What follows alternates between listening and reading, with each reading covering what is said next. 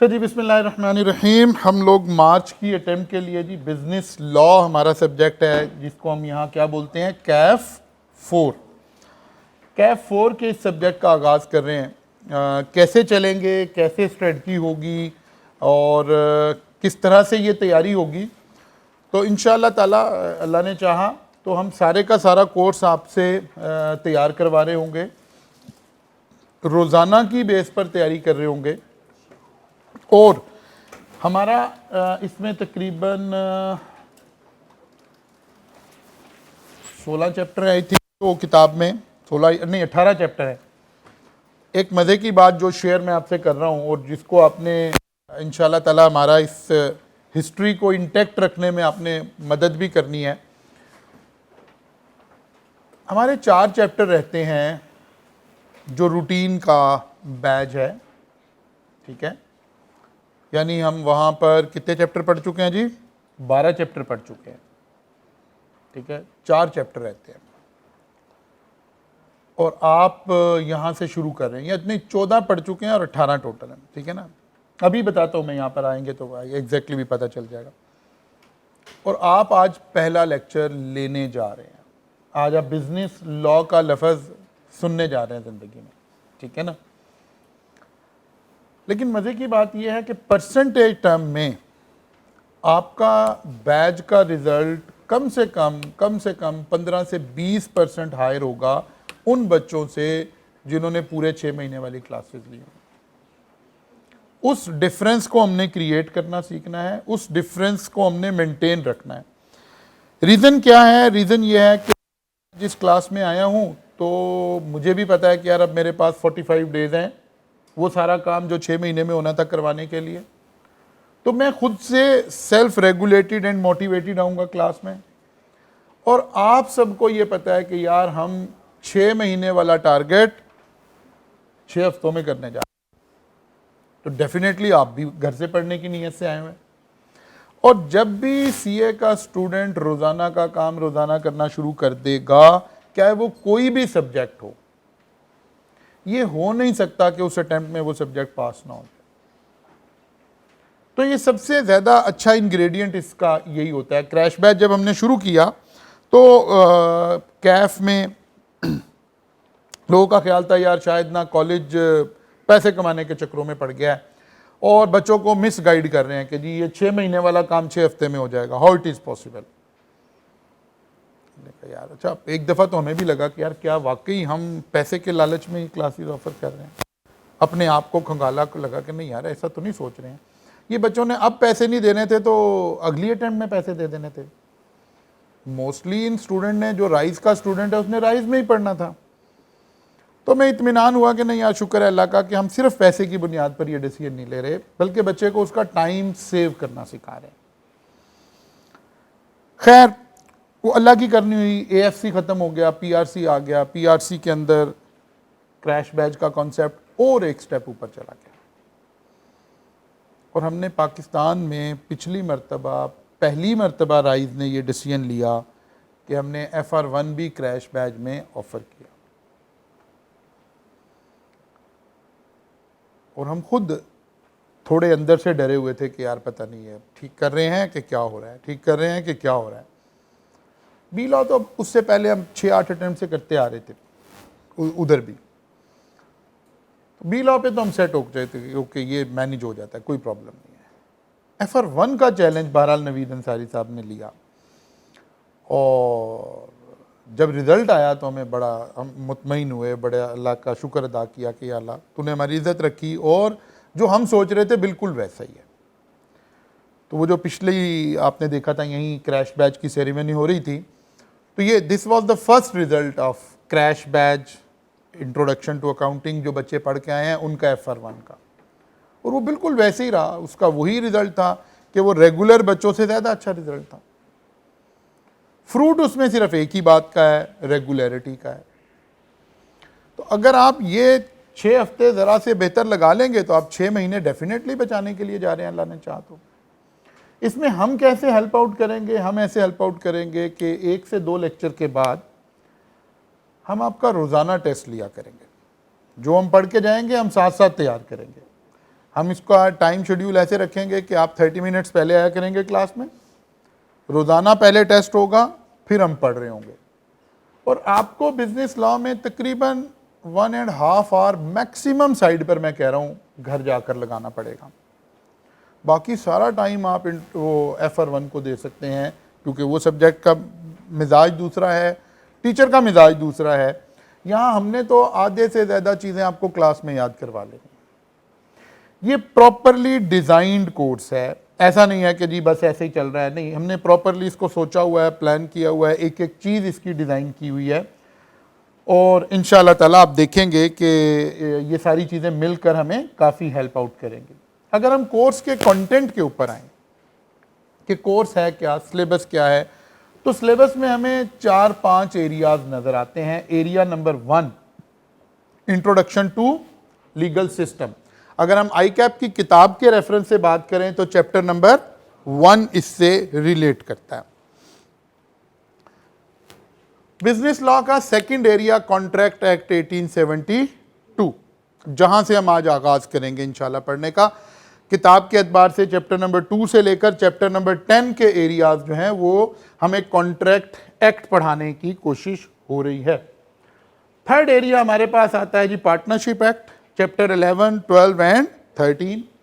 और fourth area इसमें आ रहा है निगोशिएबल इंस्ट्रूमेंट। ये बैंकिंग के निज़ाम, ये चेक वगैरह, ये बैंक में चेक कैसे जाता है, कैसे आता है, इससे रिलेट करता है ये सारे का सारा, चैप्टर 14 एंड 15। यहां तक का कोर्स रेगुलर बैच पढ़ चुका हुआ है, और हम क्या कह रहे हैं, आपका रिजल्ट परसेंटेज टर्म में उनसे बेहतर आने वाला है, क्योंकि वो सब पढ़ चुके हैं, पढ़ रहे हैं, लेकिन वो उन्होंने उस प्रेशर से नहीं पढ़ा कि नहीं नहीं हर सूरत मैंने आज का काम आज जाके करना है। वो जो टीचर ने आज बताया, आज पढ़ाया, और आपने घर जाके 1 घंटा आज उस पर लगा लिया, उससे जो कॉन्सेप्ट डेवलप हो रहा है वो दुनिया में किसी और तरह डेवलप नहीं हो सकता। ये फ्रूट है क्रैश बैच का, इस सारे उसका, कि आप इसमें इंशाल्लाह ताला वो सारा कुछ कर रहे होंगे। फिर इसके बाद फिफ्थ एरिया आता है जी अदर लॉज का, अदर एरिया का, जो कि थोड़े से नए एरियाज हैं। Anti money laundering, data protection, arbitrage act, ये 16, 17, 18, ये 3 चैप्टर वो सारा कुछ पढ़ चुके हैं। यहां पर हम शुरू करने वाले हैं। आज अब खड़े होकर अभी आगाज कर रहे हैं। तो ऐसे हमारे पास 18 चैप्टर्स हमें अपनी उसके अंदर नजर आते हैं। पेपर का पैटर्न क्या है, पेपर कैसे चल रहा है यार, पेपर का पैटर्न क्या है, पेपर कैसे चल रहा है। पेपर में MCQs आ रहे हैं जी कुछ, और कुछ केस स्टडीज आ रहे हैं, और कुछ सिंपल रटे वाले थ्योरेटिकल सवाल आ रहे हैं। ये 3 पैटर्न है, 3 ब्लेंड हैं पेपर के। MCQs का ब्लेंड 15% है, 15%, 15 मार्क्स के MCQs आएंगे आपको, और 50 मार्क्स की केस स्टडी आएगी। केस स्टडी का मतलब है वो एक सिनेरियो बना के देगा, वो कहेगा यार ये सिनेरियो है, बताए अब क्या होगा। मेनली बच्चा यहाँ थोड़ा सा डिस्टर्ब हो रहा होता है, यहाँ उसको थोड़ी सी प्रॉब्लम आ रही होती है। इसके लिए हमने अभी एक टर्म इस्तेमाल की है कि सारा कोर्स प्रॉपरली डिज़ाइंड है। हमारे सारे कोर्स का फोकस ही इसके ऊपर है कि how to handle case study question. और 35 मार्क्स के वो प्योर रटे वाले सवाल हैं, जो मैंने जो पढ़ाया है आप घर जाके उसे रटा लगा लेंगे तो वो काम आपका हो जाएगा।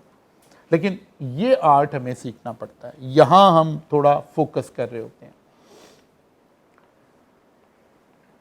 अगर हम वेटेज देखें तो वही वेटेज हमें नजर आता है। अगर पिछले एक आधे हम उसको देखें ना, तो लीगल सिस्टम में से कोई 5, पहला चैप्टर 5 नंबर का सवाल आता है। आमतौर पर 4 मार्क्स का कोई सिंपल रटे वाला सवाल आ जाता है, और 1 MCQs आ जाता है इसके अंदर से, तो 5 नंबर पूरे हो जाते हैं। कॉन्ट्रैक्ट एक्ट 40% इसमें से उधर सवालों में आ जाता है, और कोई 8%, ये तकरीबन आप कहिए कि 50% सिलेबस यहीं पड़ा हुआ है। हाफ ऑफ द सिलेबस में हमें किसमें से आना है, कॉन्ट्रैक्ट में से आना है। इसीलिए हम कहां से आगाज कर रहे हैं, कॉन्ट्रैक्ट से आगाज कर रहे हैं, क्योंकि इसकी परसेंटेज, इसकी वेटेज, इसकी इंपॉर्टेंस सबसे ज़्यादा है। फिर पार्टनरशिप है, ये कोई तकरीबन 18% का है। निगोशिएबल इंस्ट्रूमेंट है, ये तकरीबन 12-13% का है। और ये वाले जो हैं ये 15-16% का एरिया है। ऐसे हमें देखना है कि किस तरह पेपर चला हुआ है, किस तरह पैटर्न बन रहा है, किस तरह चीज़ों को हम आगे लेकर चल रहे होंगे इंशाअल्लाह ताला। चैलेंजेस क्या हैं जी? वाई आमतौर पर ये आप लफ्ज़ बच्चों से नहीं सुनेंगे जो हम आपको कह रहे हैं कि यार बी लॉ एक आसान सा पेपर है, ये 6 हफ्ते में होके फारिग भी हो जाएगा।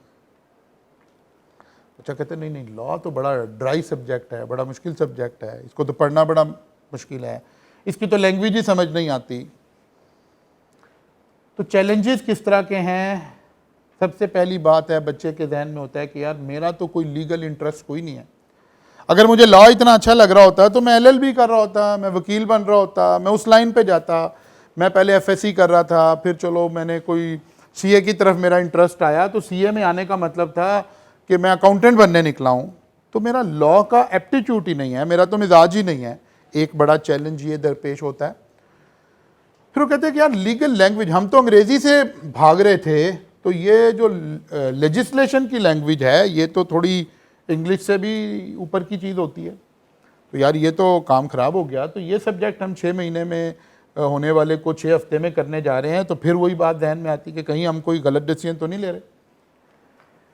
और तीसरी बात आ जाती है कि अच्छा यार इसे तो सारे को रटा लगाना पड़ेगा। सर तो हमें QM पढ़ा रहे थे, तो QM में तो हम सीख रहे थे, रटा तो नहीं लगा रहे थे, तो इसको तो याद भी करना पड़ेगा। तो इन सारी बातों का ये चैलेंजेस हैं, तो इसका सल्यूशन क्या है, इसको हमने सेटल कैसे करना है? सबसे पहली बात है जी कि हमारा सारी टीचिंग की जो फिलॉसफी होगी, जिसके लिए मैं बार बार एक लफ्ज़ इस्तेमाल कर रहा हूँ कि ये पूरा कोर्स प्रॉपरली डिज़ाइन हुआ है। आपने मेरे पास कुछ बच्चों ने QM पढ़ी हुई होगी। QM में भी आपने देखा होगा, जब हम फाइनेंस में पहुँचे, एन्युटी, परपेचुइटी, मैं सिर्फ लिंक करने के लिए बता रहा हूँ, that was properly designed area. लेकिन क्योंकि एज ए चार्टर्ड अकाउंटेंट मेरी ज़िंदगी का जो तजर्बा है, मेरी ज़िंदगी का जो अल्लाह ने मुझे टीचिंग की स्किल दी है, सारा कुछ दिया है, वो आपको इस सब्जेक्ट में देखने को मिलेगी। मैथमेटिक्स तो चार्टर्ड अकाउंटेंट का कोर एरिया नहीं होता ना, तो यहाँ आपको मिलेगी। तो इंशाल्लाह हम सबसे पहले काम कर रहे होंगे जी टीचिंग थ्रू स्टोरी टेलिंग। हमने पूरे कोर्स को स्टोरीज़ में कन्वर्ट किया हुआ है। हम आएंगे आपके साथ एक कहानी डिस्कस करेंगे, और मज़े की बात यह, जब वो स्टोरी हम आपको सुनाएंगे तो बाद दफ़ा आपसे ही पूछेंगे कि अच्छा बताओ आप ये क्या होगा, ये क्या होगा, ऐसे करें तो क्या होगा। 80% आंसर आपके हमेशा ठीक होंगे। इसका मतलब है कि लॉ 80% आपको पहले ही आता है, क्योंकि ये कॉमन सेंस का सब्जेक्ट है और दुनिया का सबसे पुराना सब्जेक्ट यही है। दुनिया के अंदर सबसे ओल्डेस्ट सब्जेक्ट आज हमें नज़र आता है कहीं पर, वो यही सब्जेक्ट नज़र आता है कि जाहिर है जब अल्लाह ताला ने इंसान को तख्लीक किया, और बीइंग ए मुसलमान हमारा ईमान है कि हज़रत आदम अलैहिस्सलाम इस दुनिया में आ गए, फिर अल्लाह ताला ने हज़रत हव्वा अलैहिस्सलाम को भेज दिया। जैसे इस कायनात में 2 लोग तख्लीक पा गए, लॉ की ज़रूरत पड़ गई, क्योंकि लॉ का मतलब क्या है, मेरे राइट्स क्या हैं, मेरी रिस्पॉन्सिबिलिटीज़ क्या हैं। अगर मैं कायनात में तन्हा होता तो सारी कायनात ही मेरी थी, नहीं। जब 2 लोग आ गए कम से कम, तो कहीं डिफाइन करना पड़ेगा ना। ये 2 बच्चे एक बेंच पे बैठे हैं, तो क्या कहेगा साइड पे हो जाओ भाई, ये बैग इधर ना रखो, इधर रख दो, यार ऐसे क्यों बैठे। राइट्स एंड लाइबिलिटीज़ आना शुरू हो गई। तो लॉ हमारे जीन्स के अंदर मौजूद है। 70-80% आप देखेंगे कि पहले ही आपको पता होगा। फिर हम हर वक्त, क्योंकि ये हमारे से लिंक है, आप कहें जी कॉन्ट्रैक्ट एक्ट, तो आप सुबह शाम दिन रात सारा दिन लोगों के साथ कॉन्ट्रैक्ट कर रहे हैं।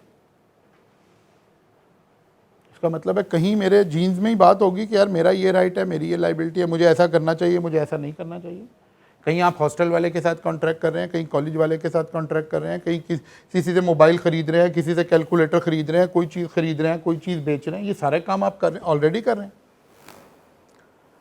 तो आप प्रैक्टिकली इन्वॉल्व हैं सारे के सारे। इसलिए ये बात बड़ी अजीब लगेगी कि हमारा इंटरेस्ट नहीं होगा। फिर सारा काम हम फोकस हमारा किसके ऊपर होगा कि कॉन्सेप्ट की क्लैरिटी आपकी क्रिएट कर दी जाए। आपको पता हो यार अच्छा ये बात ऐसे है तो ऐसे क्यों है, ये क्या बात हो रही है, तो आपको 100% इंशाल्लाह ताला समझ आएगा। इन तीनों की मदद से हम लीगल इंटरेस्ट आपका इंशाल्लाह ताला क्रिएट कर रहे होंगे। बल्कि हम ये कह रहे होंगे कि अल्लाह ने चाहा तो सीए में आपको जिस सब्जेक्ट का सबसे ज़्यादा इंटरेस्ट क्रिएट होने जा रहा होगा, अल्लाह ने चाहा तो बी लॉ उसमें से एक ज़रूर होगा कि यार अच्छा यार ये मज़ेदार सब्जेक्ट है, इसमें तो मेरा दिल लग रहा है, इसमें तो मुझे कोई प्रॉब्लम नहीं आ रही है। लीगल लैंग्वेज, इसके ऊपर हमारे पास एक कंप्रीहेंसिव प्लान है। असल में टोटल 20 से 25 ऐसे अल्फाज हैं जो हमें तंग कर रहे हैं, जो पुराने, क्योंकि लॉ भी मैंने एक लफ्ज़ बोला, लॉ क्या है, दुनिया का सबसे पुराना सब्जेक्ट है। तो जब सबसे पुराना सब्जेक्ट है तो वो ज़बानें जो दुनिया से डिलीट हो गई हैं उनकी कुछ टर्मिनोलॉजीज़ हैं जो आज भी हम इसको लेकर चल रहे हैं। अब वो 20 से 25 अल्फाज हैं टोटल, हम उनको सेपरेट अलग अलग पढ़ेंगे और 20 अल्फाज को हम समझ लेंगे उसमें कितनी बड़ी मुश्किल बात है। अभी पीआरसी लेवल पर विकेबलरी में कितनी विकेबलरी आपने ऐड की थी?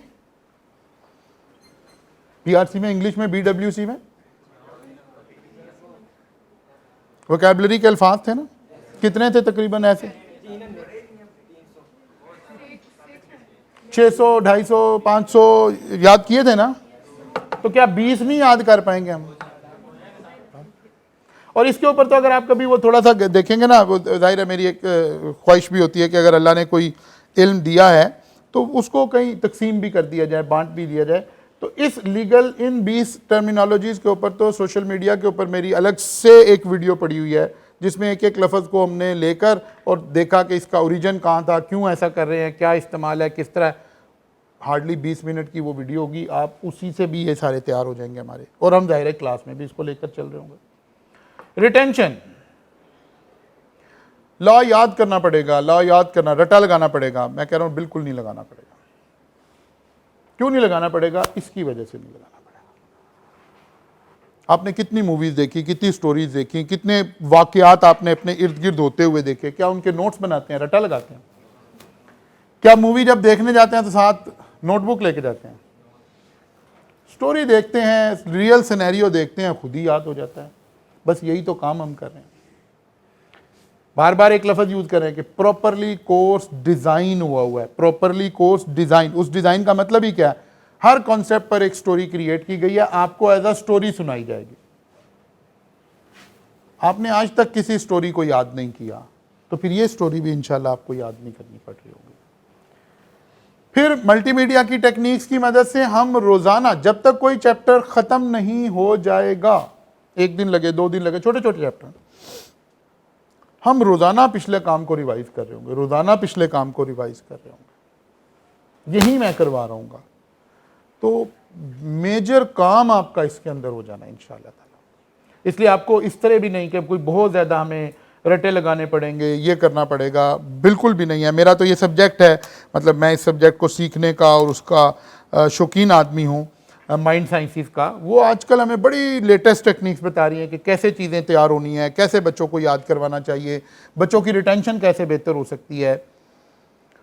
बीइंग अ चार्टर्ड अकाउंटेंट, जब मैंने सब्जेक्ट चूज़ किए, मैंने लॉ और आगे सी लॉ, बी लॉ सिर्फ चूज़ इसलिए किया था एट दैट टाइम कि यार बच्चे समझते हैं इसे याद करना पड़ेगा, तो चलें कम से कम बच्चों का एक ये मसला मैं हल कर दूंगा कि उन्हें समझ आ जाएगी कि ये सब्जेक्ट हमें याद नहीं करने होते। अच्छा जी, चीज़ों को हमें समझना उसी तरह पड़ेगा, हमें आगाज से, कॉन्सेप्ट से, उस तरह नहीं। जाहिर है अब तो आप एफएससी छोड़कर पीआरसी में से गुजरते हुए यहाँ तक पहुँच गए ना, तो बेसिक कॉन्सेप्ट के साथ ही हमें हमेशा चलना पड़ेगा। छोटी से छोटी चीज़ को उसके रूट पर ले जाकर एक मर्तबा अंडरस्टैंड करना पड़ेगा।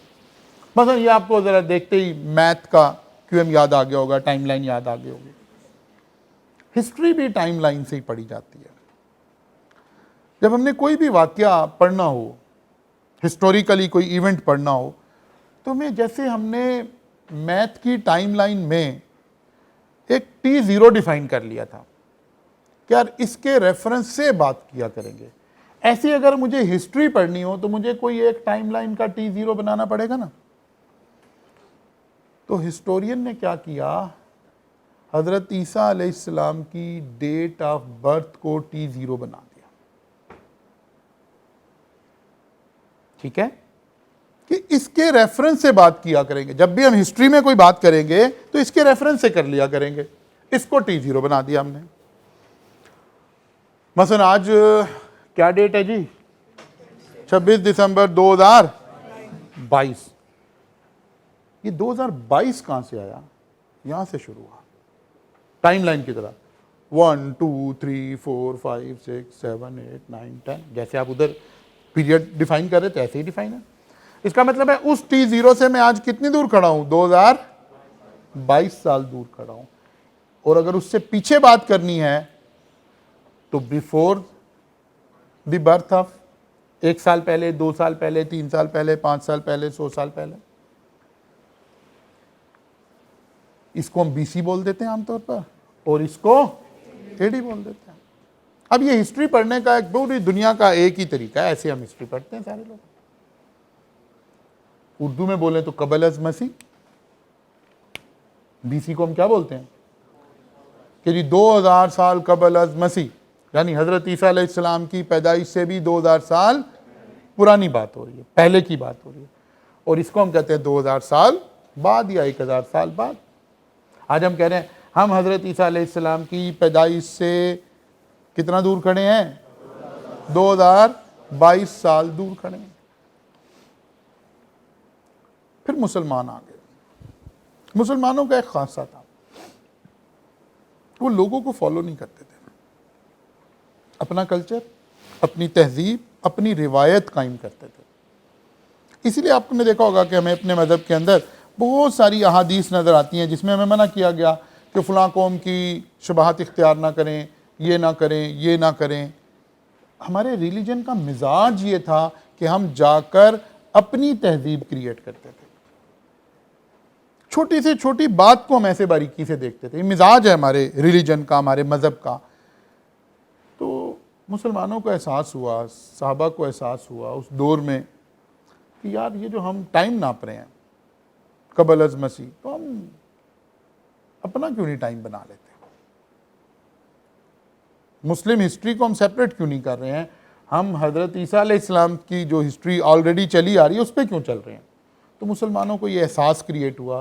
उन्होंने कहा अच्छा अब फॉलो ना करने की तरबियत हुई है ना, साहबा की फॉलो ना करने की तरबियत हुई है कि आपने कॉपी पेस्ट नहीं करना, रीथिंक करना, अपनी सोच से काम करना। कॉपी पेस्ट क्या था, हम कहते जी हम हज़रत ईसा अलैहिस्सलाम की पैदाइश से क्यों करें, हम नबी करीम सल्लल्लाहु अलैहि वसल्लम की पैदाइश से आगाज़ करते हैं और अपना मुतमईन होते हैं कि हमने अपनी हिस्ट्री बना ली है खुद। लेकिन इसमें भी हम बाय डिफ़ॉल्ट फॉलो ही कर रहे होते कि यार उन्होंने भी पैदाइश रखी हुई थी तो हमने भी पैदाइश रख ली। कौम का अल्लाह के नबी ने अपने सहाबा का मिजाज बना दिया हुआ था कि हमने दूसरी कौमों को फॉलो नहीं करना, हम अपनी शख्सियत लेकर आएंगे दुनिया में। तो सोच किया, विचार किया, उन्होंने कहा अच्छा यार हम अपनी हिस्ट्री में देखते हैं कोई अहम वाकया है। तो आपको पता है इस्लाम में एक अहम वाकया हिजरत थी। तो उन्होंने कहा अच्छा जब हिजरत हुई तो 622 हिजरी चल रही थी, ईस्वी चल रही थी। तो मुसलमानों ने क्या किया, उन्होंने कहा यार हम इसको दोबारा 0 बना देते हैं। इसलिए आज आपको हिजरी साल नजर आ रहे हैं, वो यहां से शुरू हुए, यहां से 1 हुआ। ऐसे ये हम मुसलमानों का कैलेंडर बन गया। हम आजकल ऐसे, अगरचे हम उसे भी चला रहे हैं, दुनिया में वो चल रहा है तो हम ज़्यादातर उसको भी फॉलो करें, लेकिन वो जो हमें इस्लामिक कैलेंडर नज़र आ रहा है वो इस पर बेस करके चल रहा है। हमने 622 को दोबारा क्या किया, 0 किया, और वहाँ से हिजरत के 1 साल बाद, हिजरत के 2 साल बाद, हिजरत से 1 साल पहले, हिजरत से 2 साल पहले, हिजरत से मुस्लिम हिस्टोरियन ऐसे तारीख को लिखते हैं। अब तारीख तो आप सारे पढ़ते हुए आ रहे हो ना, सोशल स्टडी भी पढ़ी, फलां भी पढ़ा, सारा कुछ पढ़ा, लेकिन कभी रुक कर देखा नहीं कि यार अच्छा तारीख कैसे पढ़ी जा रही है।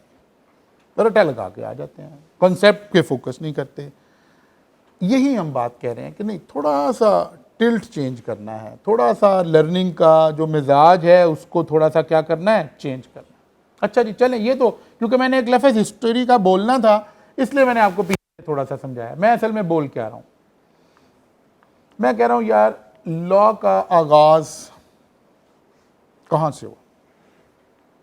अगर जब हम हिस्ट्री के औराक खंगालने शुरू करते हैं ना,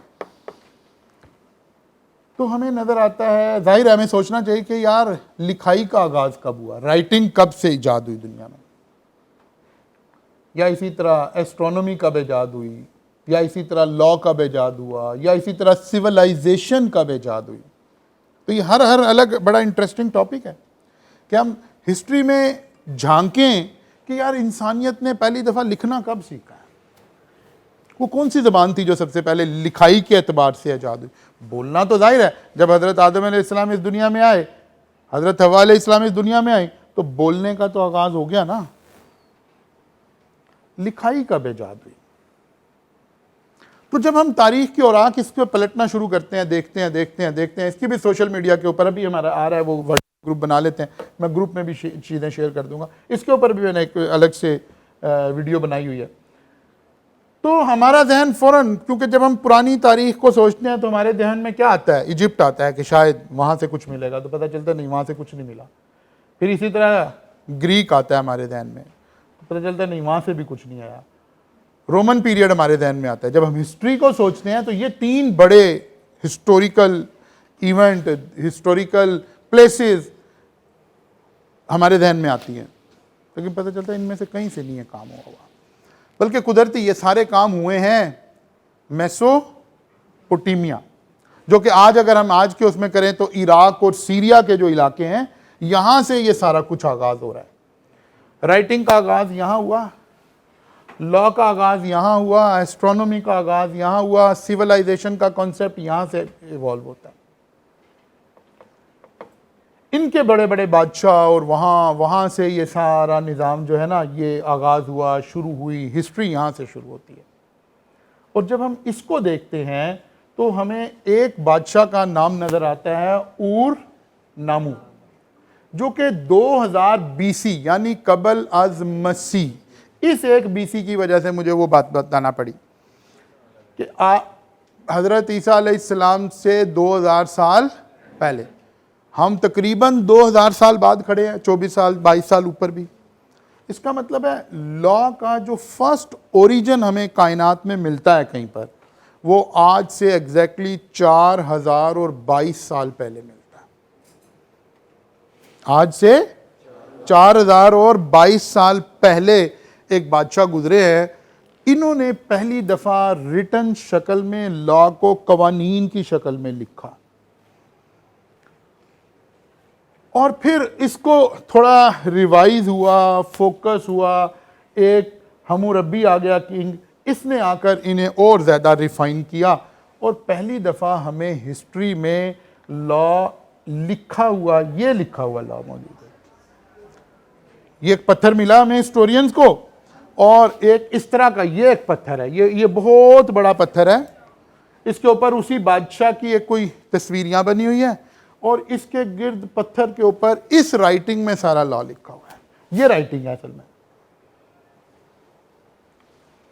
लेकिन जब आप इस लॉ को आज ट्रांसलेट करके पढ़ते हैं तो आपकी हैरत गुम हो जाती है। कहते हैं सर ये कैसे हो सकता है? इसमें 282 कवानीन लिखे हुए हैं, जिसको अब हम सेक्शंस बोला करेंगे। लॉ में हम अलग अलग टॉपिक को क्या बोलते हैं? सेक्शन। 282 सेक्शंस लिखे हुए हैं, और वो जो मैं लफ्ज़ अभी क्लास के स्टार्ट में बोल रहा था कि लॉ हमारे जीन्स में मौजूद है। ये दुनिया का सबसे पुराना सब्जेक्ट है। आप हैरान हो जाएंगे कि इस लॉ में आज से 4000 साल पहले इंसानियत का दिमाग कहाँ तक मौजूद था। इन 282 कवानीन में ये लिखा हुआ है कि वर्कर का मिनिमम वेज क्या होगा। हमें लगता है आज हम सिविलाइज हो गए हैं जी, अब हम जी अपने मजदूर की तनख्वाह फिक्स करना चाह रहे हैं। नहीं नहीं, ये इसमें लिखा हुआ है। इसमें लिखा हुआ है कि अगर किसी शख्स ने बिल्डिंग बनाई और वो बिल्डिंग गिर गई तो बिल्डर को क्या सज़ा मिलेगी? इसमें लिखा हुआ है कि अगर कपल में सेपरेशन हो गई तो जो सामान होगा वो कैसे डिस्ट्रीब्यूट होगा, जिसे आज आप जहेज का सामान कह लें या जायदाद कह लें। ये इन 282 कवानीन में वो सारे टॉपिक लिखे हुए हैं जो आज भी हम जिस पर बहस कर रहे हैं। किसी बच्चे का दिल कर रहा है कि वो ये 282 कवानीन पढ़े कि भला 2000-4000 साल पहले इंसानियत कैसे सोच रही थी? किस किस का दिल कर रहा है? ये तो सारी क्लास ने हाथ खड़ा कर दिया। हमने तो आगाज़ किया था कि लॉ में सबसे बड़ा चैलेंज दरपेश होना जा रहा है कि हमारा लीगल इंटरेस्ट नहीं है। आप तो किताब के अलावा पढ़ने को तैयार हो गए हैं। बस यही फ़र्क है कि असल में किसी सब्जेक्ट से जब कनेक्टिविटी जोड़ दी जाएगी तो इंटरेस्ट खुद ही क्रिएट हो जाएगा। एक बच्चा कहता है ना, मुझे मैथ अच्छा नहीं लगता, मुझे केमिस्ट्री अच्छी नहीं लगती, या मुझे कोई एक सब्जेक्ट। असल में एक्चुअली प्रॉब्लम क्या हुई है, आपको उसका अच्छा टीचर नहीं मिला, उसने कनेक्टिविटी आपकी क्रिएट नहीं की, और आपने एक इंप्रेशन ले लिया कि यार मैथ एक बोरिंग सब्जेक्ट है या फलां एक बोरिंग सब्जेक्ट है। एक्चुअली मेंटोर अच्छा नहीं मिला। तो लीगल इंटरेस्ट क्रिएट ना हो ये पॉसिबल नहीं है। इंसानियत ने आज से 4000 साल पहले सीख लिया था कि एक स्टैंडर्डाइज्ड लॉ होना चाहिए, कानून सबके लिए एक जैसा होना चाहिए। ये पहला डॉक्यूमेंट है जो हिस्ट्री में हमें मिलता है जिसके अंदर स्टैंडर्डाइज्ड जस्टिस सिस्टम कि ये होगा तो फिर ये किया जाएगा। इससे पहले जो निज़ाम था वो बादशाहों का निज़ाम चल रहा था। बादशाह का दिल कर रहा है, जो उसका दिल कर रहा है वैसी वो सजा दे देता है, किसी को माफ़ कर देता है। नहीं, ये इफ एंड बट के साथ लॉ आ गया पहली दफ़ा, एक प्रॉपर जस्टिस सिस्टम आ गया। इस कवानीन को बुनियाद बनाकर आज भी हमारा सारा लीगल सिस्टम इसी के इर्द गिर्द खड़ा हुआ है, इसी एक पत्थर के इर्द गिर्द घूम रहे हैं। हाँ, इसमें वक्त के तकाजे ऐड कर रहे हैं। जैसे आप बच्चे अभी लॉ आई के अपने ये इस नई स्कीम में आकर आपको ये सब्जेक्ट पढ़ाने शुरू किए कि जी मनी लॉन्ड्रिंग क्या है, डाटा प्रोटेक्शन लॉ क्या है, क्योंकि ये नई चीज़ें आ गई ना, पहले ये नहीं थी। तो इस लॉ के इर्द गिर्द नई इवॉल्व होने वाली चीज़ें आती जा रही हैं, लेकिन पिछली बुनियाद इसकी वहीं खड़ी हुई है। इंसानियत की बुनियाद यहीं से स्टार्ट हो रही है। तो ये एक छोटा सा इंट्रोडक्शन था लीगल सिस्टम का कि लॉ कैसे है, लॉ कैसे चलता है और कैसे इवॉल्व होता है।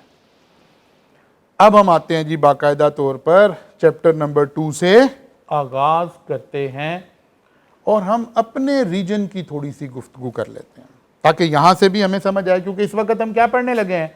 Contract act. आपने देखा 50% of your syllabus relates to contract act. अच्छा जी, कॉन्ट्रैक्ट एक्ट हमें एक नजर आता है रोमन पीरियड का कॉन्ट्रैक्ट एक्ट, उस दौर का, लेकिन क्योंकि अब हम अपने रीजन की बात करें, एक हमें नजर आता है ब्रिटिश का रिजीम हमारे यहाँ चल रहा था। ब्रिटिश आए और उन्होंने आके यहाँ कब्जा कर लिया, वो ईस्ट इंडिया कंपनीज और फलां और वो सारा कुछ आप पढ़ कर आए। जब ब्रिटिश रिजीम से पहले इस कंट्री में क्या हो रहा था, 2 लॉ मौजूद थे कॉन्ट्रैक्ट के एतबार से। एक मुसलमानों का कॉन्ट्रैक्ट एक्ट चल रहा था इस रीजन में। मुसलमान कॉन्ट्रैक्ट करते वक्त उन बातों का ख्याल रखते थे जो उनकी शरीयत उन्हें कहती है। और एक हिंदू लॉ यहां चल रहा था, ऐसे चल रहा था। एक हिंदू लॉ का कॉन्ट्रैक्ट चल रहा था उनके रिलीजन के मुताबिक, और एक मुस्लिम्स का लॉ चल रहा था जिसे वो मोहम्मदन लॉ बोलते थे उस वक्त। ऐसे हम यहां रह रहे थे। अब हमारे ऊपर कौन आ गया जी? ब्रिटिश आ गए। ब्रिटिश ने आके क्या किया? ब्रिटिश ने आके हमारे ऊपर जाहिर है अपना लॉ, ब्रिटिश रिजीम शुरू हुआ। उन्होंने लाकर एक कॉन्ट्रैक्ट एक्ट 1872 यहां नाफिज कर दिया।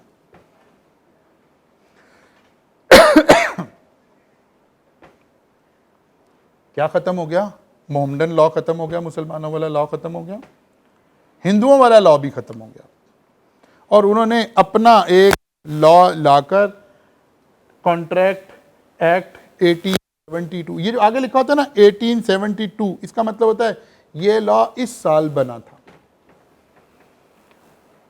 1872 में बना था, और आज हम कहाँ खड़े हैं, 2022 में खड़े। ये कॉन्ट्रैक्ट आ गया, इसके तहत अब ब्रिटिश ने हमारे ऊपर रूल करना शुरू कर दिया। लेकिन फिर क्या हुआ, ब्रिटिश चले गए, हम आज़ाद हो गए, हम आज़ाद हुए तो पाकिस्तान बन गया। पाकिस्तान बना तो हमने इसी लॉ को कंटिन्यू कर लिया। पाकिस्तान अडॉप्टेड कॉन्ट्रैक्ट एक्ट 18, उधर इंडिया आज़ाद हुआ, इंडिया ने भी इसी लॉ को कंटिन्यू कर लिया। यानी ना वो वापस इस लॉ पर गए और ना हम मुसलमान अलग होने के बावजूद मोहम्मदन लॉ पर वापस अनफॉर्चुनेटली जा सके, बल्कि हमने क्या किया, कहीं छोटे छोटे तड़के लगा लिए। हामिद यार मेरी बोतल भिजवा दो जरा ऊपर से, और उसको बात सुनो, शहबाज नवाज ने वो QR कोड भेजने थे, उससे वो भी ले आओ। ग्रुप बन गया वहाँ, आप ऑलरेडी एडिड हैं, ओके फिर तो ठीक हो गया, सब लोग ऐड हैं। नहीं यार वो QR कोड भिजवा दें, फिर भी जरूरत पड़ेगी। अच्छा जी, तो क्या हुआ, इंडिया ने कॉन्ट्रैक्ट एक्ट 1872 से ही कंटिन्यू किया, हमने भी कॉन्ट्रैक्ट एक्ट 1872 से ही कंटिन्यू किया हुआ है। आज भी हम आपको क्लासेस में खड़े होकर क्या पढ़ाने लगे हैं, कॉन्ट्रैक्ट एक्ट 1872। हाँ, इसमें कहीं कहीं कोई 19-20 चेंजेस रिक्वायर्ड हैं, तो वो चेंजेस हम कर लेते हैं। मसलन जहां इंडिया लिखा हुआ था वहां पाकिस्तान लिख दिया। हाँ जी यार, ग्रुप बना ना, सब नहीं ऐड होंगे ना, जो बच्चे नहीं ऐड वो मेरे पास, वो आपके पास भेजें। ओके हो गया, डन हो गया, मुझे एडमिन बना दिया आपने उसमें, ठीक हो गया, मैं नोट्स उसमें पोस्ट कर दूंगा। और मैंने अब ये मेरे पास 1:45 तक है ना बच्चे, आपने अगली क्लास 2 बजे शुरू करनी है। ओके ओके, जज़ाकल्लाह। अच्छा जी, तो हमने क्या किया जनाब, हमने क्या किया, हमने भी वही अडॉप्ट कर लिया, उन्होंने भी वही अडॉप्ट कर लिया। आज भी इंडिया में कॉन्ट्रैक्ट एक्ट 1872 पढ़ाया जाता है, हम भी कॉन्ट्रैक्ट एक्ट 1872 ही पढ़ाते हैं। इससे एक फ़ायदा भी हो गया, आई कैप के एग्जामिनर को नकल मारने का भी मौका मिल जाता है। वो हमारे सवाल नकल करके एग्जाम में दे देते हैं, हम उनके दे देते हैं, क्योंकि Indian institute of chartered accountant भी तो काम कर रहे हैं ना। तो बाद दफ़ा वो कोई अच्छा सवाल बनाते हैं तो हम कॉपी कर लेते हैं, हम अच्छा बना बैठे हैं खुदा ना खास्ता तो वो कॉपी कर लेते हैं। ठीक है ना, तो ऐसे निज़ाम आगे चल रहा है, दोनों का एक ही कानून चल रहा है। तो हम रिवर्ट बैक नहीं हो सके, वापस मोहम्मदन लॉ पर नहीं जा सके, बल्कि कॉन्ट्रैक्ट एक्ट 1872 है। तो इस एक्ट को अदब से पढ़ना चाहिए, आपसे बड़ा है उम्र में, ठीक है ना, आपकी पैदाइश से भी बहुत पहले का है, तो अदब तमीज़ से इसे हमें पढ़ना चाहिए। अच्छा जी, अब आ जाते हैं जी जहाँ से हमने आगाज़ करना है। अब हमने वही जो स्टोरी टेलिंग के स्टाइल में सारी बात शुरू करनी है। ये मिस्टर कामरान है जी, इन्होंने काफ़ी साथ देना है हमारा इस पूरे लॉ के अंदर, और ये मिस्टर नोमान है, इनको भी हमने काफ़ी इज्जत रोलनी है इस लॉ के अंदर। तो इनके पास एक अदद घर है, किसके पास, मिस्टर कामरान के पास। और मिस्टर कामरान ने मिस्टर नोमान को एक बात कही है, क्या जी, will you purchase my house for ₹10 million, क्या तुम मेरा घर 1 करोड़ में खरीदना चाहते हो, will you purchase my house for ₹10 million. Mister Noman घर बैठा, मशवरा किया बच्चों से, दोस्तों से, बीवी से, और इसने वापस एक जवाब पहुंचा दिया, किसको, कामरान को, I am willing to purchase house for ₹10 million. अब ये वाला काम सुबह शाम आपकी ज़िंदगी में हो रहा है कि नहीं हो रहा, बस यही पूरा कॉन्ट्रैक्ट एक्ट है। यही हम समझना चाह रहे हैं कि कब कॉन्ट्रैक्ट हो गया, जब कॉन्ट्रैक्ट हो गया तो इसके राइट्स क्या हैं, उसके राइट्स क्या हैं, इस घर के बारे में क्या बातें करनी है, यही सारा काम हम पढ़ने के लिए आए यहाँ पर।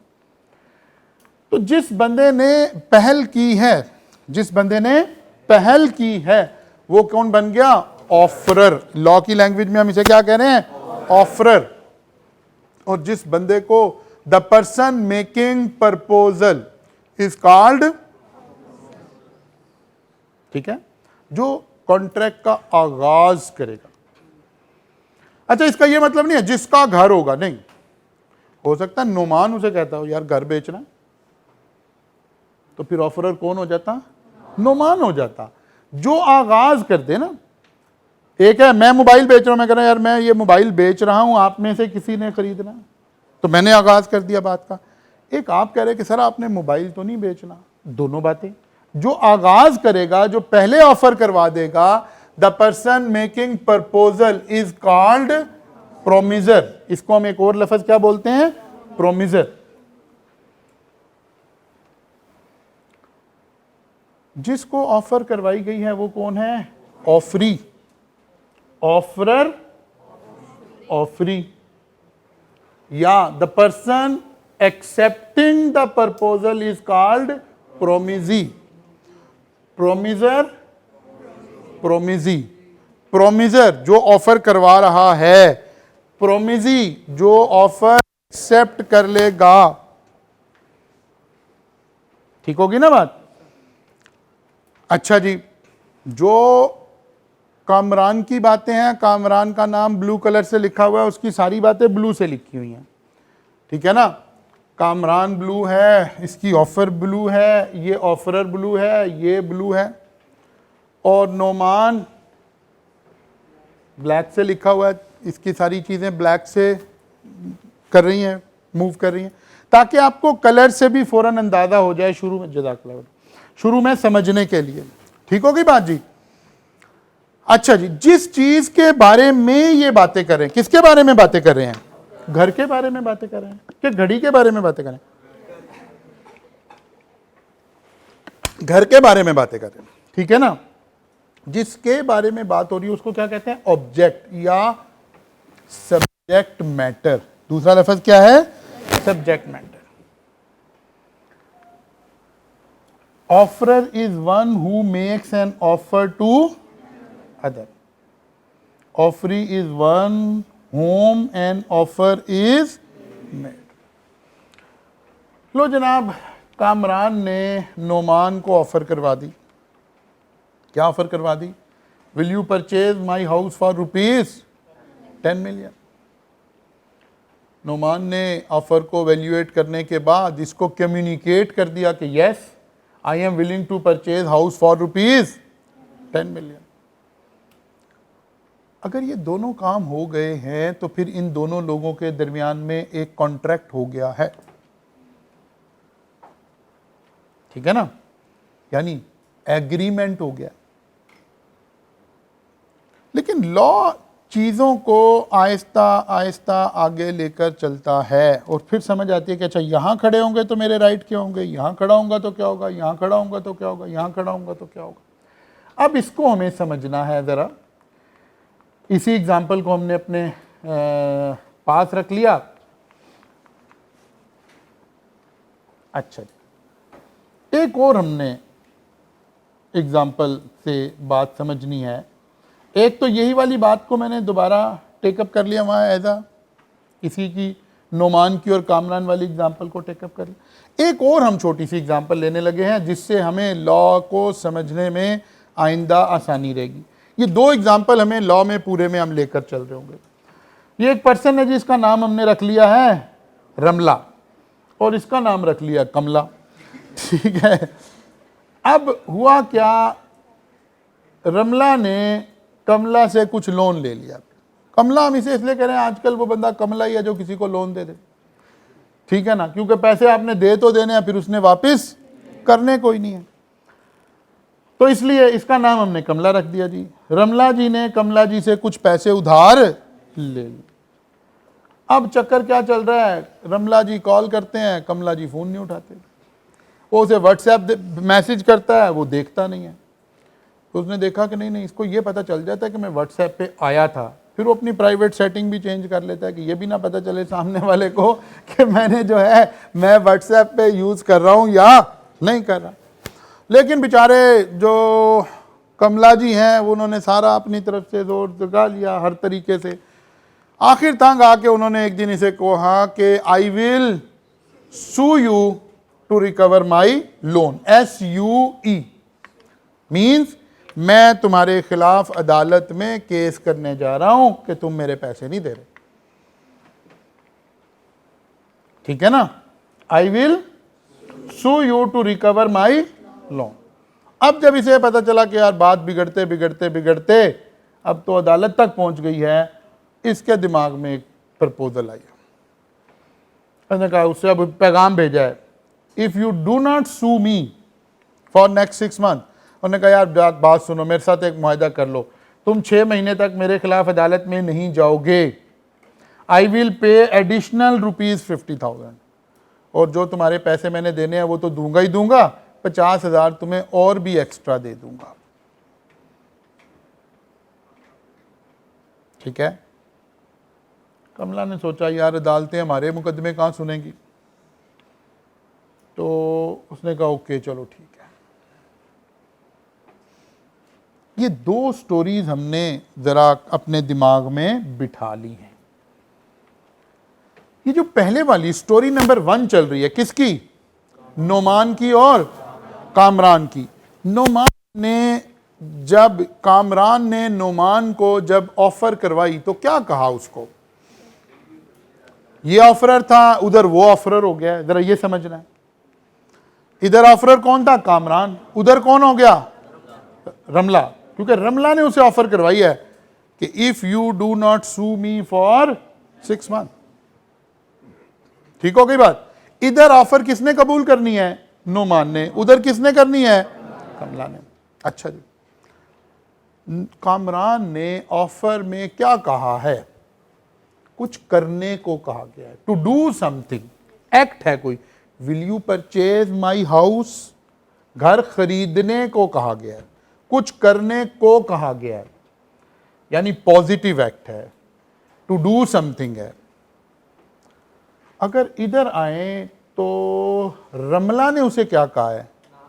कुछ ना करने का कहा है, एब्स्टिनेंस। लॉ में हम इसे क्या कहते हैं? Abstinence. Negative act, abstain from doing. अगर तुम मुकदमा करने से बाज रहो तो मैं तुम्हें 50,000 रुपया पे करूंगा। इसका मतलब यह हुआ कि यार जब 2 पार्टीज आपस में कॉन्ट्रैक्ट करती हैं तो कॉन्ट्रैक्ट की शक्लें 2 ही हैं। या तो मैं कुछ करने के लिए कॉन्ट्रैक्ट कर रहा हूंगा या कुछ ना करने के लिए कर रहा हूंगा। ठीक है ना? मकसद क्या होगा? कुछ करना या कुछ ना करना। Offer, proposal. When a person signifies to another his willingness to do something or not to do something, वो कहता है कि कॉन्ट्रैक्ट में प्रपोजल किसे कह रहे हैं? When a person signifies to another his willingness to do or not to do something to obtain the assent of other person, he is making an, वो कह रहा है जब कोई बंदा, ये ऑफरर है ना, किसी बंदे को कुछ कह रहा हो इस नियत से कि वो अपनी रजामंदी शो करे, या दूसरे बंदे को कुछ कह रहा हो कि तुम ये ना करो, to signifies his assent, to signifies, यानी वो इस पर क्या करे? Will you purchase my house, तो मैं क्या जवाब एक्सपेक्ट कर रहा हूं? आप इसको क्या करें? सिग्निफाई करें कि yes I am willing to purchase. यानी एक है कोई बात मैं आपको बता रहा हूं, ये ऑफर नहीं है, ये ऑफर नहीं है। ऑफर है कि मैं आपको इस अंदाज से बता रहा हूं कि मेरी नीयत क्या है कि आप इसको सिग्निफाई करें, अपनी रजामंदी का इजहार करें। ठीक है? मसलन मैं कह रहा हूं यार मैं जब से ये आईफोन 14 पे आया हूं ना, मुझे मजा नहीं आ रहा, मैं ये बेच रहा हूं। That is not an offer. ये तो मैं अपनी इंटेंशन डिस्क्लोज कर रहा हूं आपको। मेरा मकसद ये नहीं है कि आप मुझे ऑफर काउंटर लगाएं। When a person signifies to another his willingness to do something or not to do something, क्यों किया मैंने ऐसे? To obtain the assent of other person, he is making an offer। जब कोई शख्स एक बात दूसरे को इस अंदाज में बताए कि उसका मकसद दूसरे की रजामंदी हो, या कुछ करने की या कुछ ना करने की, टू डू समथिंग और नॉट टू डू समथिंग। तो कहता है इसका मतलब है ये सामने वाला बंदा क्या कर रहा है, ऑफर करवा रहा है, ऑफरर बन गया। ठीक हो गया, सामने वाला बंदा कौन बन गया है, ऑफरर बन गया। इसने किस चीज की ऑफर, अगर हम इसकी कामरान की बात करें तो इसने कौन सी ऑफर करवाई है, to do something, will you purchase my house for ₹10 million। लेकिन रमला ने कौन सी ऑफर करवाई है, not to do something, if you do not sue me, if you do not sue me. इसका मतलब है जब कॉन्ट्रैक्ट हो रहा है तो कॉन्ट्रैक्ट में हमेशा कुछ करना मुराद नहीं हो सकता, कुछ ना करना भी मुराद हो सकता है। आपके वालिद साहब कहते हैं कि भाई एक कॉन्ट्रैक्ट कर लो, अगर तुम पहली अटेम्प्ट में ये दोनों पेपर पास कर लो तो फलां चीज मैं तुम्हें लेकर दूंगा। कौन सा कॉन्ट्रैक्ट हो रहा है, टू डू समथिंग। और खुदा ना खास्ता एक अच्छा बच्चा नहीं है, वो स्मोकिंग करता है, उसके वालिद साहब उसे कहते हैं यार अगर तुम स्मोकिंग छोड़ दो तो मैं तुम्हें ये लेकर दूंगा, नॉट टू डू समथिंग। इसका कॉन्ट्रैक्ट मतलब यही हुआ कि कॉन्ट्रैक्ट हमेशा दो बातों के दरमियान में घूम रहा है, टू डू समथिंग और not to do something. Okay, अच्छा अब लॉ जरा टेक्निकल कुछ टर्म्स इस्तेमाल करने लगा। पहली टर्म क्या आ गई जी, प्रोमिस। पढ़े जी इसको, ये भी वही है जो भी हमने पढ़ा।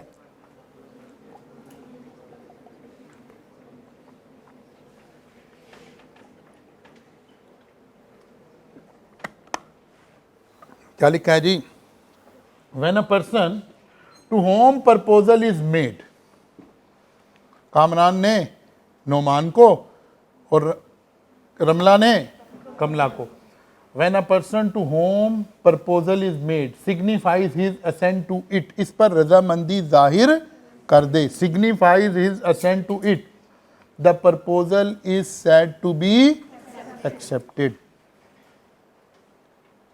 Will you purchase my house for ₹10 million, एक प्रपोजल थी। अब सामने वाले बंदे का जिक्र आ रहा है, when a person to whom proposal is made, किसको, नोमान को या कमला को। When a person to whom proposal is made signifies his assent to it, वो कहता है हाँ यार मैंने घर खरीदना है, ठीक है इस कीमत पे खरीदना है, तो कहता है ठीक है जी मैं आपके खिलाफ कोर्ट में नहीं जा रहा। तो क्या हो गया, proposal is said to be accepted. A proposal when accepted become promise. अब लॉ की नजर से देख रहे हैं हम, लॉ कह रहा है जब कोई प्रपोजल एक्सेप्ट कर ले तो क्या बन गया है, प्रॉमिस बन गया। दो लोगों के दरमियान में क्या हो गया, प्रॉमिस हो गया। अच्छा जी, अगर प्रॉमिस हो गया है तो इसकी अगर हम मैथमेटिकल इक्वेशन बनाएं तो क्या हुआ, एक बंदे ने प्रपोजल करवाई है, दूसरे ने उसको एक्सेप्ट कर लिया है, तो लॉ की नजर में क्या बन गया है, प्रॉमिस बन गया। यानी proposal plus acceptance becomes promise. अच्छा जी, agreement, every promise and every set of promises forming consideration for each other is an agreement. वो कह रहा है जब आप प्रॉमिस में कंसीडरेशन ऐड कर लेंगे, कंसीडरेशन का मतलब होता है समथिंग इन एक्सचेंज। असल में हो क्या रहा होता है, जब हम लॉ की नजर से देखें तो हर प्रॉमिस रेसिप्रोकल होता है। मतलब मैंने कहा will you purchase my house for ₹10 million, तो मेरे लिए कंसीडरेशन क्या है, समथिंग इन एक्सचेंज 10 million। क्या कह रहा हूं, क्या 10 मिलियन 1 करोड़ के अगेंस्ट मेरा घर ले लोगे, तो इसका मतलब है मैं आपको घर दूंगा, आप मुझे 1 करोड़ देंगे, मुझे जो मिलेगा something in exchange that is consideration. तो मेरे लिए कंसीडरेशन क्या है, 10 मिलियन। आपके शू में जाए, आपने कहा yes I am willing to purchase house for ₹10 million, आपके लिए कंसीडरेशन क्या है, हाउस, समथिंग इन एक्सचेंज। इसीलिए every promise and every set of promises forming the consideration for each other is an agreement. वो कहते हैं अगर प्रॉमिस में कंसिडरेशन इन्वॉल्व कर दी जाए, समथिंग इन एक्सचेंज, तो फिर ये क्या बन गया है? एग्रीमेंट बन गया। एक स्टेप आगे आ गए। और अगर कंसिडरेशन इन्वॉल्व नहीं है तो फिर ये प्रॉमिस ही रहा है। आपने दोस्त से कहा यार कल मेरी तरफ चाय पीने आ जाओ, उसने कहा हाँ ठीक है मैं आ जाता हूं।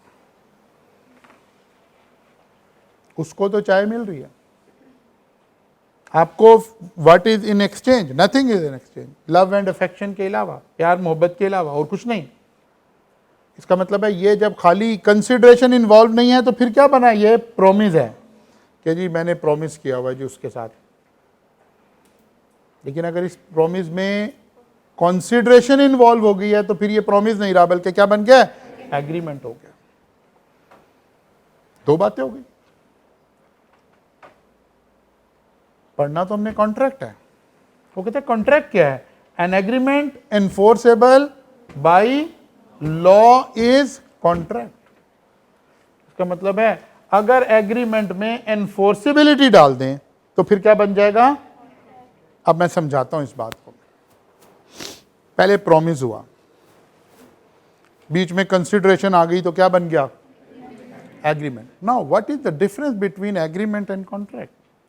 अगर एग्रीमेंट को वायलेट करें, अब आम जिंदगी में तो हम कहते हैं मेरा इससे एग्रीमेंट हुआ था, ये कर नहीं रहा, मैं अदालत जा रहा हूं। अगर आपके पास अदालत जाने का इख्तियार है तो वो एग्रीमेंट नहीं है, वो कॉन्ट्रैक्ट है। वो कॉन्ट्रैक्ट है। अगर ऐसा कॉन्ट्रैक्ट है, ऐसा एग्रीमेंट है, जब हम दो लोग आपस में एग्रीमेंट कर रहे थे तो हमारी इंटेंशन क्या थी? या एनफोर्सेबिलिटी की इंटेंशन थी? अगर थी, यानी क्या ये नीयत थी दोनों लोगों की और दो लोग ये आपस में समझ रहे थे कि अगर एक बंदे ने पूरा ना किया तो दूसरा अदालत जाएगा? अगर ये मौजूद थी तो एक्चुअली आप क्या कर रहे थे? कॉन्ट्रैक्ट कर रहे थे। मसलन आप प्लॉट खरीदने गए, एक डीलर को आपने पैसे दिए कि यार ये लो 5 लाख रुपया, ये प्लॉट मेरा आपका तय हो गया, बयाना पेपर बना लो, सारा कुछ कर लो और 2 हफ्तों के बाद हम पेमेंट कर रहे हैं आपस में। 5 लाख अभी दे दिया, क्या बन गया? दोनों को पता है क्या करने जा रहे हैं? कॉन्ट्रैक्ट करने जा रहे हैं। एक ऐसा एग्रीमेंट जिसके करते वक्त दोनों पार्टी की इंटेंशन क्या हो? एनफोर्सेबिलिटी, कि अगर एक पार्टी पीछे हटेगी तो दूसरा अदालत चला जाएगा और अदालत इस बात को सुनेगी। तो फिर क्या हो रहा है? और अगर ये नहीं थी तो फिर क्या हो रहा है? एग्रीमेंट हो रहा है। बात समझ आई? फिर एग्रीमेंट हो रहा है। अगर एनफोर्सेबिलिटी की इंटेंशन नहीं है तो फिर हम क्या कर रहे हैं? एग्रीमेंट। एग्रीमेंट भी एक मुआहदा है। एक अच्छे इंसान को तो अपने प्रॉमिस को भी फुलफिल करना है ना। प्रॉमिस का मतलब है जस्ट मैंने वादा किया, आपसे लिया दिया तो कुछ नहीं है। हमें अल्लाह के नबी तो ये बातें सिखा कर गए ना। सीरत में हम पढ़ते हैं कि अल्लाह के नबी ने कैसे वादे पूरे किए और कैसे तरगीब दी इसके ऊपर। हमें वादा भी पूरा करना है। और अगर हमने समथिंग इन एक्सचेंज लिया भी हुआ है तो वो क्या बन गया है? इसको भी पूरा करना है। और अगर एग्रीमेंट करते हुए इंटेंशन ये थी कि अगर कोई बंदा पूरा नहीं करेगा तो दूसरा वाला अदालत चला जाएगा, ये कॉन्ट्रैक्ट बन गया। कॉन्ट्रैक्ट एक्ट कह रहा है यार मैं इसका जिम्मेदार हूं, पिछली 2 बातों का मैं जिम्मेदार नहीं हूं। आप एज अ इंसान तो उसको भी पूरा करें, लेकिन अगर कोई पूरा नहीं कर रहा आप अदालत जाएं कि जी जज साहब इसने मेरे से वादा किया था। जज साहब कहते हैं यार हम वादा नहीं सुनते। जज साहब मेरा और इसका एग्रीमेंट था। जज साहब कहते हैं सॉरी आप एग्रीमेंट भी अदालत में लेकर, अदालत में आना है तो पहले आपस में क्या बनाओ? कॉन्ट्रैक्ट बनाओ। यानी अदालत सिर्फ एग्रीमेंट के खिलाफ बातें सुनती है। ये लॉ ये नहीं कह रहा आप अपने वादे से मुकर जाएं, ये नहीं कह रहा। लॉ ये नहीं कह रहा कि आज के बाद जो एग्रीमेंट है आपको जी भाड़ में गए एग्रीमेंट, नहीं नहीं ये नहीं कह रहा।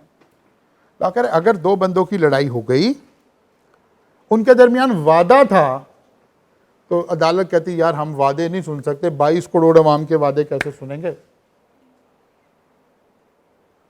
वो कहते जी नहीं हमारा एग्रीमेंट भी था, समथिंग इन एक्सचेंज भी था। उसने कहा जब आप ये मुआहदा कर रहे थे आपके जहन में था कि अगर एक पार्टी हटेगी तो अदालत जाएंगे? उसने कहा नहीं ये तो हमारा कोई इंटेंशन नहीं थी। उन्होंने कहा भाग जाओ, ये भी नहीं सुननी हमने कौन सी बात सुननी है? कॉन्ट्रैक्ट। और कॉन्ट्रैक्ट क्या है? एग्रीमेंट प्लस, और एग्रीमेंट क्या है? इसका मतलब है कॉन्ट्रैक्ट में वो सारे इंग्रेडिएंट आ गए ना, पहले प्रॉमिस हुआ, फिर उसमें कंसिडरेशन डल गई, फिर उसमें इन्फोर्सेबिलिटी डल गई, तो क्या बन गया? कॉन्ट्रैक्ट बन गया। अब फिर देखते हैं, प्रपोजल जमा एक्सेप्टेंस हुई तो प्रॉमिस हो गया था, प्रपोजल प्लस कंसिडरेशन आई तो एग्रीमेंट हो गया था, एग्रीमेंट प्लस तो क्या बन गया? कॉन्ट्रैक्ट। ये वही बात समझा रहा हूं मैं यहां पे। Tom agree to sell his car to Jerry for rupees, तो जरा टॉम के शू में आए तो प्रॉमिस क्या है? टू सेल द कार, और कंसिडरेशन क्या है? पेमेंट। जेरी के शू में आए तो प्रॉमिस क्या है? पैसे दूंगा, और कंसिडरेशन क्या है? इसको हम क्या कह रहे थे कि ये क्या है? टू वे ट्रैफिक है। जो मेरे लिए कंसिडरेशन है वो आपका प्रॉमिस है, जो आपके लिए प्रॉमिस है वो मेरे लिए कंसिडरेशन है। Agreement is a two way street, so each party must receive something from other party. Contract कैसे बना जी? कॉन्ट्रैक्ट की फिर डेफिनेशन आ गई, सादा सी डेफिनेशन है, कोई मुश्किल काम नहीं है।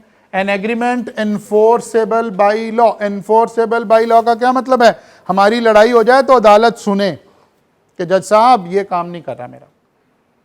बात समझ आई है?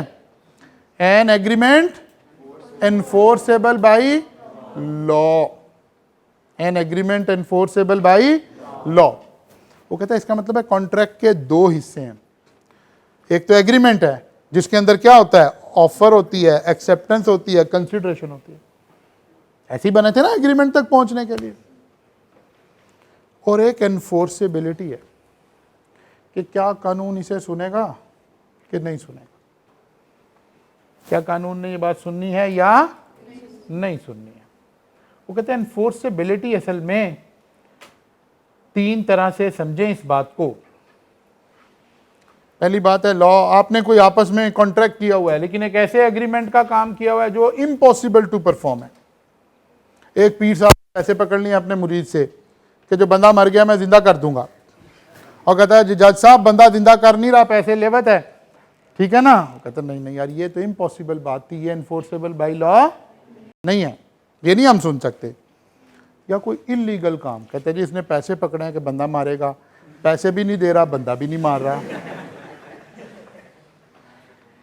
तब जज साहब कहें भाई जाओ बंदा मार के आओ, वादा पूरा करो, नहीं कर सकते ना। इसका मतलब है ये वाला कॉन्ट्रैक्ट कभी नहीं हो सकता। ठीक हो गई बात?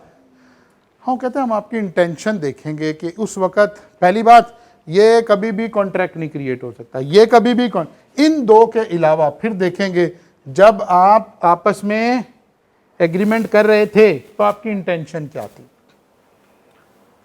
वो कहते हैं जी अगर तो इंटेंशन एनफोर्सेबिलिटी क्रिएट करने की थी तो फिर आपका क्या बन गया है?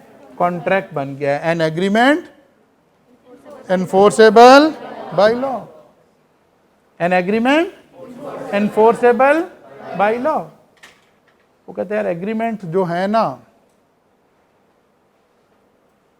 कुछ होते हैं सोशल नेचर के, कुछ होते हैं डोमेस्टिक रीजन नेचर के, कुछ होते हैं रिलीजन नेचर के, कुछ होते हैं कमर्शियल नेचर के। लोग कहते हैं जब इस तरह की बातें लोग कर रहे हो ना सोशल नेचर के, जी मैं कल आपकी तरफ खाने पे आ जाऊंगा, आपने दावत दी, मैंने कहा जी आ जाऊंगा, मैंने बुलाया, आपने कहा जी आ जाऊंगा। किसी कॉलेज ने किसी ने कि कहीं कोई ओपनिंग सेरेमनी रखी हुई थी, मेरे से वादा लिया, मैंने कहा यार मैं आ जाऊंगा। ये कौन से नेचर के कॉन्ट्रैक्ट हैं? सोशल नेचर के कॉन्ट्रैक्ट। एक है डोमेस्टिक नेचर के कॉन्ट्रैक्ट, बाप ने बेटे से वादा कर लिया, बेटे ने बाप से वादा कर लिया, हस्बैंड ने वाइफ से कर लिया, आपने अपने पेरेंट्स से कर लिया, डोमेस्टिक नेचर के। और एक है रिलीजियस नेचर के। कि जी आपसे रोज़े पे जाएंगे, उन्होंने कहा जी हाँ जी नाम लिखवा दीजिए आपने, रिलीजियस नेचर के। वो कह रहे हैं ये वाले जो एग्रीमेंट जब लोग कर रहे होते हैं ना, तो नॉर्मली आपने कहा जी कल सर हम आपके साथ खाना खाना चाह रहे हैं, आप हमें टाइम दे दें, मैंने कहा जी दे दें। क्या मेरी और आपकी नीयत ये थी कि अगर सर ना आए तो हम अदालत में जाएंगे? नहीं थी ना। वो कहता है कि लॉ ने अज्यूम कर लिया है no intention to create legal relation. Legal relation का मतलब है कि यार अगर सामने वाले ने ऐसा ना किया तो हम अदालत नहीं लेके जाएंगे, मुकदमा नहीं कर देंगे। वो कहता है लॉ ने पहले ही अज्यूम कर लिया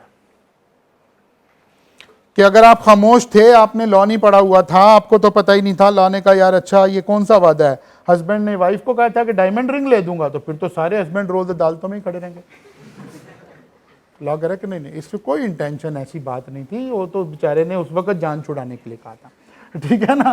तो नो इंटेंशन टू क्रिएट, इसको हम कहते हैं नॉर्मल प्रिजम्पशन। ये है लॉ ने अज्यूम ये किया हुआ है कि ये 3 कॉन्ट्रैक्ट हैं, तो इसमें कोई इंटेंशन नहीं है एनफोर्सेबिलिटी की, कि अगर एक बंदे ने वादा पूरा ना किया तो सामने वाला अदालत में जाएगा। कहते नहीं हमने अज्यूम किया नहीं जाएगा।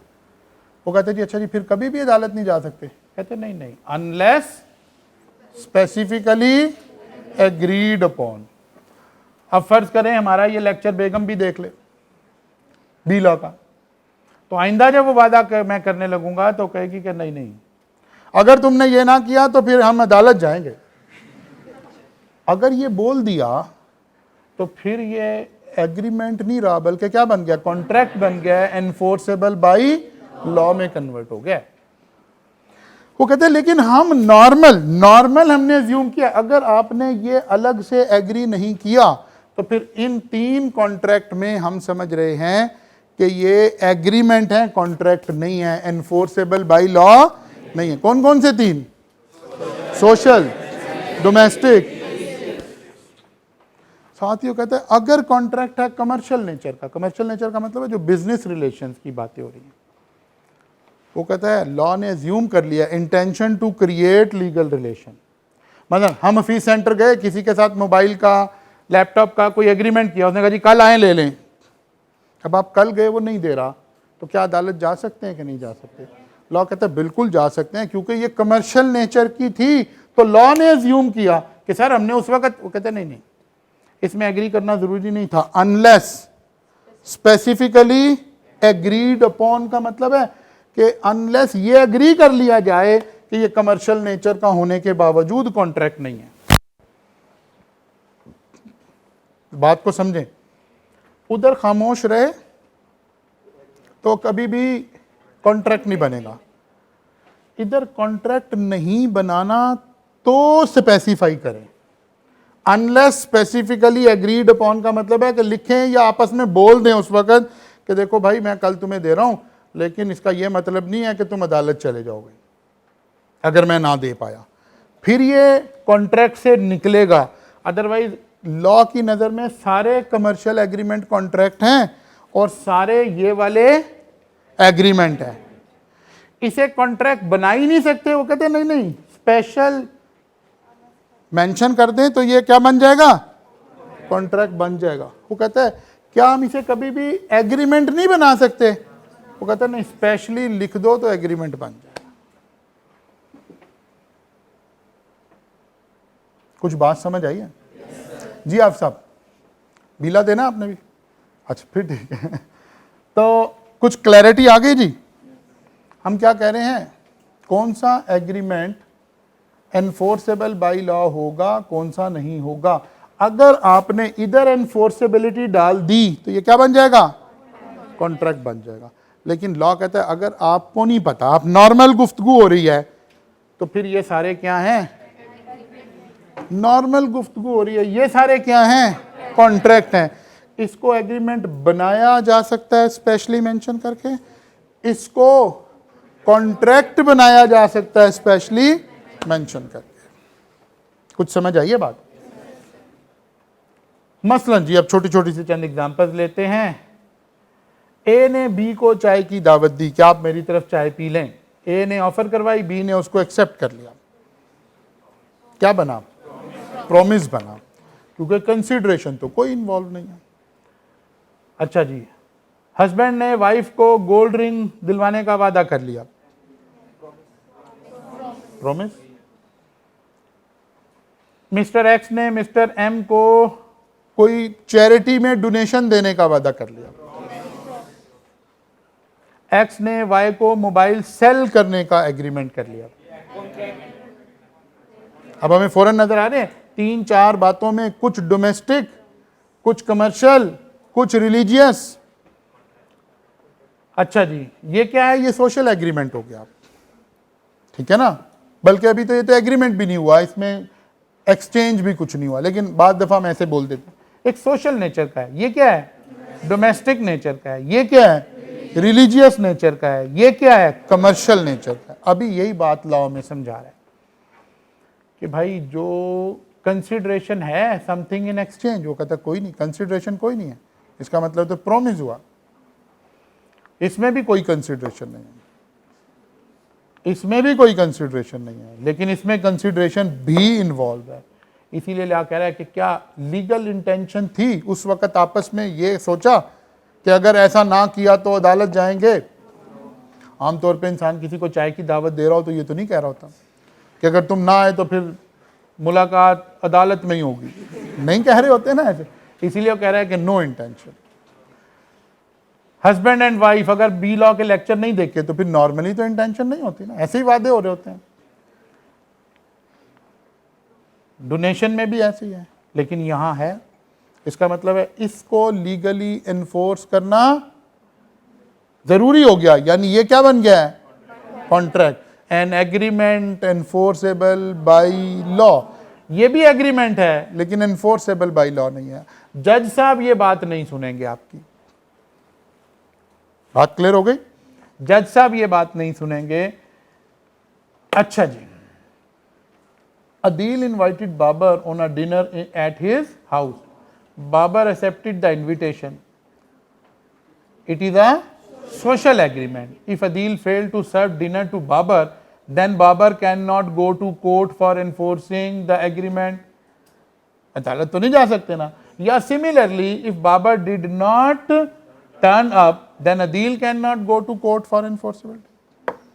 आपको जिसने डिनर पर बुलाया था वो खाना नहीं खिला रहा, तब भी अदालत नहीं जा सकते। जिसको बुलाया था, आप खाना पकाकर बैठे हो, वो आया नहीं है, तब भी अदालत नहीं जा सकते। हाँ, एक सूरत में जा सकते हैं, स्पेसिफिकली एग्रीड। क्लियर हो गई बात जी? तो ऐसे चलेंगे जनाब, ऐसे हमने छोटी छोटी सी स्टोरीज बना लेनी है, और बार बार हमें जब भी एग्रीमेंट की डेफिनेशन आएगी ना, आपके जहन में देखिएगा ये बाय डिफॉल्ट रमला कमला पहुंच जाना है। और आपने कहना है नहीं नहीं यार मैं तो खाली कह रहा हूं टू डू समथिंग। नहीं नहीं, सर ने तो कहा था नॉट टू डू समथिंग भी बीच में है, ताकि कंप्रीहेंसिव बात करे। लॉ ने दोनों एंगल गुफ्तगू के करने होते हैं। ये नोट्स आपको ऊपर फोटोकॉपी शॉप से प्रिंट की शक्ल में भी मिल जाएंगे, और मैं स्लाइड्स आपको पोस्ट कर दूंगा अभी पीडीएफ की शक्ल में ग्रुप में, वहां से भी आप इसको कर सकते हैं।